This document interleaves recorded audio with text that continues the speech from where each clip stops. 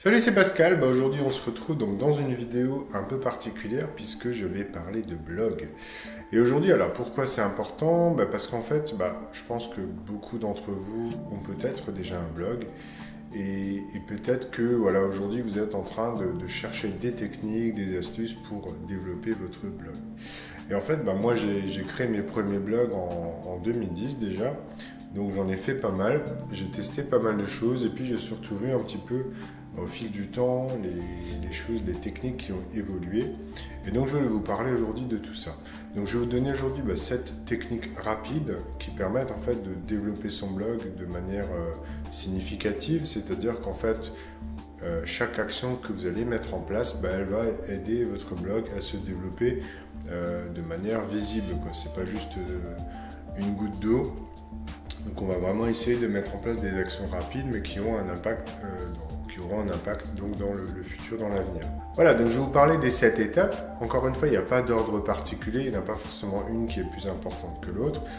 Je vais les lister, après à vous de passer à l'action. Donc juste parenthèse importante, c'est tous les liens dont je vais parler en fait, ils seront en description sous la vidéo. Autre chose importante, c'est tout, forcément toutes les actions que je vais vous donner. Si c'est juste pour les écouter, si vous ne les appliquez pas, forcément il n'y aura pas de résultat. Donc moi je parle par expérience, c'est des actions que j'ai mises en place, que j'ai déjà essayé dans le passé sur plusieurs blogs. J'ai monté quand même 3 blogs différents et un quatrième. Donc c'est quelque chose qui fonctionne et voilà, donc c'est vraiment important de passer à l'action. Voilà, donc la première action dont je voulais vous parler en fait, c'est tout simplement de créer une mailing list.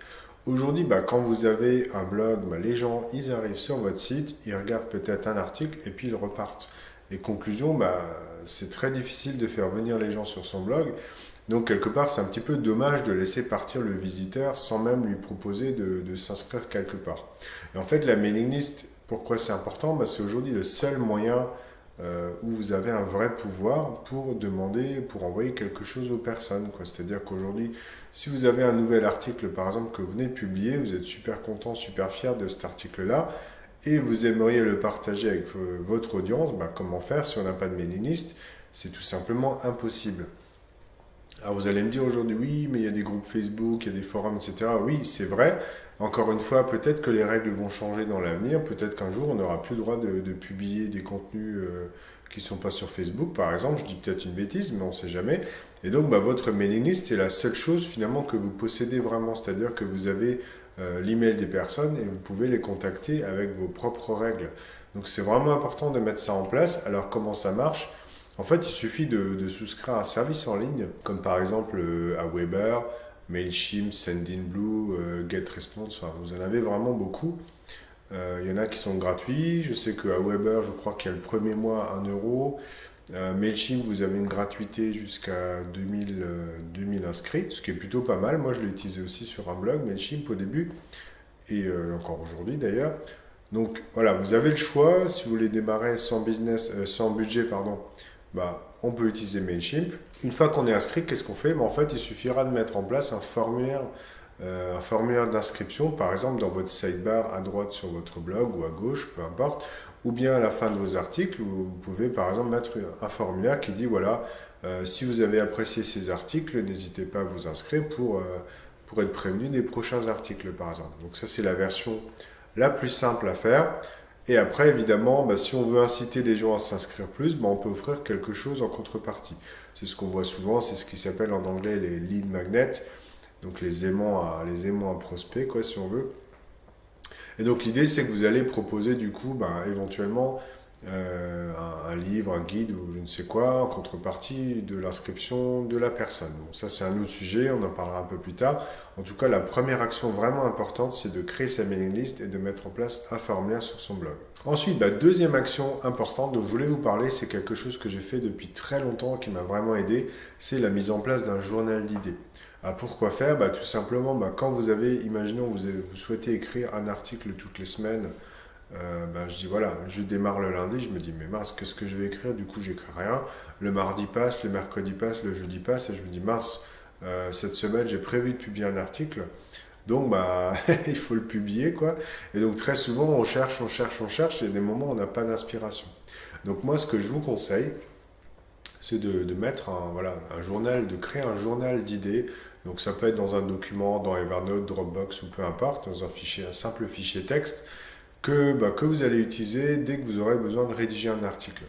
Donc en fait, pourquoi? Parce que vous avez des phases, à un moment, on est dans des phases créatives, d'accord? Vous avez peut-être plein d'idées, du coup vous allez les noter dans votre journal d'idées.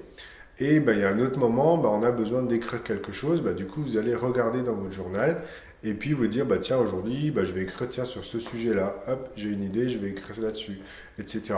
Et ce journal d'idées, c'est vraiment une solution très très simple pour éviter le problème, la page blanche, quoi. C'est vraiment le truc classique quand on blogue ou quand on crée du contenu, c'est de ne pas avoir d'idées. Et donc, grâce à ce journal-là, vous allez pouvoir très facilement puiser là-dedans, quoi. Ensuite, troisième action très simple qui va vous prendre quelques minutes et qui a vraiment un impact important, c'est de mettre en place des boutons de partage. Donc aujourd'hui, si sur votre blog vous n'en avez pas, moi je vous propose de rajouter une barre à côté de votre article avec des boutons de partage Facebook, Twitter, Google+, etc. Alors très souvent, il y a peu de gens qui partagent, mais même si 10% ou 5% des gens vont partager, imaginons que vous avez eu 100 lectures d'un article, s'il y a 5% des gens qui partagent, ça va faire 5 partages et peut-être que ensuite sur Facebook ou ailleurs ça peut faire boule de neige. Donc c'est pas quelque chose à ignorer, le contenu peut devenir viral grâce à ça. Alors comment faire? En fait, moi le plus simple, ce que je vous conseille, c'est d'utiliser la boîte à outils de Sumomi. Donc c'est un outil gratuit que vous pouvez installer sur votre blog. C'est simplement une ligne de JavaScript à rajouter. C'est gratuit, il n'y a pas besoin de techniques très compliquées. Donc je vous mettrai le lien sous la vidéo. Ensuite, quatrième action qui est vraiment importante cette fois-ci, peut-être même plus que les autres, c'est de lister des blogueurs qui sont dans votre niche. Pourquoi c'est important? Tout simplement, c'est important de savoir qui travaille dans sa niche. Ça permet de faire des partenariats, ça permet de regarder un peu les sujets qu'ils proposent et éventuellement de faire quelque chose de différent pour se différencier. Justement, il ne faut surtout pas faire la même chose. Ça permet éventuellement de faire pourquoi pas des promotions croisées. Il faut voir que aujourd'hui, par exemple dans la mode ou ailleurs, on n'est pas forcément concurrent. Peut-être qu'il y a des personnes qui vont bloguer sur la mode plutôt des chaussures, et peut-être qu'une autre personne va bloguer sur la mode plutôt au niveau des coiffures, j'en sais rien. Donc moi j'imagine très bien qu'on pourrait avoir quelque chose de complémentaire. Et peut-être que des personnes intéressées par la coiffure peuvent aussi être intéressées par les chaussures. Donc c'est important comme ça de trouver entre guillemets, des partenaires dans sa propre niche. Ensuite, cinquième action, je voulais vous parler de preuve sociale. Il y a très souvent des gens qui mettent en place en fait des compteurs sur leur blog qui disent voilà, j'ai tant d'abonnés. Et alors c'est bien, ça apporte de la preuve sociale, mais à une condition, c'est que le chiffre est important. Si aujourd'hui vous dites que vous avez 13 abonnés à votre blog, ce chiffre-là, en fait, il va être défavorable pour vous. Donc moi, je conseille, tant que vous n'avez pas au moins 50 ou 100 abonnés, ne mettez pas l'indicateur, tout simplement. Pareil pour les commentaires, quand vous avez, moi je vois parfois des blogs en fait où il y a marqué, donc quand vous avez la liste des articles, vous avez 0 commentaire, 0 commentaire, 0 commentaire, 0... 0 commentaire, c'est pas du tout intéressant. Donc moi ce que je vous conseille, c'est d'enlever le nombre de commentaires déjà sur la liste des articles, par exemple si le nombre est inférieur à 2 ou à 3, quoi. Donc l'idée c'est de ne pas marquer 0 sur toute la page, mais si vous avez peut-être 2 ou 3 ou 5 commentaires, marquez 5 commentaires, et en dessous de 5 commentaires, on efface la mention. Alors comment on peut faire ça? Donc ça se fait dans WordPress par exemple avec une petite modification. Si vous n'êtes pas spécialiste, je vous invite à faire appel à un développeur. Honnêtement, ça va vous coûter une dizaine d'euros si vous faites un développeur va faire ça en quelques minutes. Donc voilà, c'est vraiment important et ça a vraiment un impact parce que les gens, quand ils voient 0 partout, ils se disent il n'y a personne qui commente, ce blog il est vide, j'ai pas envie d'y aller, donc je pars. Donc c'est vraiment important d'enlever tous les signaux négatifs de votre blog. Ensuite, sixième action importante également, c'est de définir votre proposition de valeur. Donc à un moment donné, c'est une action peut-être qui va prendre 1 heure. Posez-vous la question, qu'est-ce que c'est que mon blog, clairement, de quoi je vais parler, quels sont mes objectifs, est-ce que c'est pour le loisir, est-ce que c'est pour en vivre, et puis si c'est pour en vivre, il faut mettre en place des actions conséquentes. Quelle est mon audience, est-ce que ce sont plutôt des jeunes personnes, des personnes âgées, qu'est-ce qu'elles font ces personnes-là, etc. Donc vraiment réfléchir concrètement à votre proposition de valeur, qu'est-ce que vous proposez, comment vous aidez les gens. Et pourquoi c'est important? Peut-être qu'au début, vous avez démarré avec une proposition de valeur, et peut-être qu'au bout d'un an, 2 ans, cette proposition a changé. Donc c'est important de temps en temps de faire l'exercice, de se demander, voilà, est-ce que je suis toujours en accord avec ce que j'ai dit au début? Et si peut-être des choses ont changé, il faut mettre en place une stratégie différente. Et voilà, donc septième action. Donc aujourd'hui, la septième action, ça va être quoi? Ça va être d'apprendre les techniques de base du référencement, donc ce qui s'appelle SEO en anglais.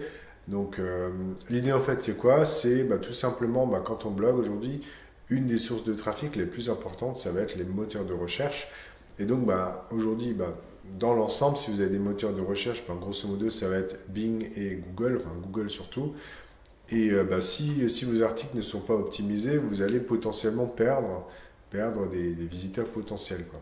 Donc c'est très important de maîtriser un minimum ce genre de choses. Donc il faut connaître quelques techniques, il y a peut-être une dizaine de choses à savoir. Et pour faire ça, je vous ai mis 2 articles, je vous mettrai des articles en référence juste sous la vidéo pour vraiment démarrer rapidement. Et puis voilà, c'est une histoire où vous allez peut-être passer une demi-heure, 1 heure à lire un peu les choses à faire, et puis après sur vos prochains articles vous pouvez déjà appliquer ces astuces. Voilà, donc je termine ici avec les 7 actions. Donc vous voyez que c'est des actions assez simples qui peuvent prendre entre une demi-heure et 1 heure à tout casser et qui auront vraiment un impact important donc sur le futur de votre blog. Donc si aujourd'hui vous êtes débutant, évidemment c'est à mettre en place. Si vous bloguez depuis 1 an ou 2, évidemment c'est aussi à mettre en place. Le SEO, la proposition de valeur, faire des partenariats, c'est clairement très très important. Et je vous invite vraiment toujours à passer à l'action, juste regarder cette vidéo ou bien lire les actions, ça sert à rien, c'est clair.